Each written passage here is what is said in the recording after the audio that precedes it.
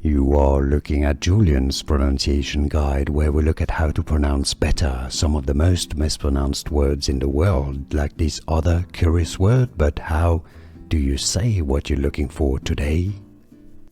French poet and composer.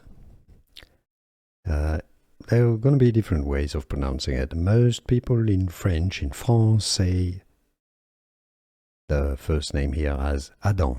Adam is how you say Adam in French. Now, in some occasions, you may say Adam, Adam, and pronounce the M.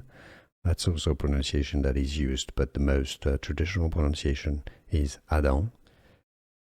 Adam de la Halle. The H is silent. It always is in French. Adam de la Halle. It'd be fine to say Adam de la Halle. But French again, in France, we say Adam de la Halle. Here are more videos on how to pronounce more confusing words and names too many mispronounced. Like this video if you found it useful. I appreciate your support. I'll see you soon and thanks for watching.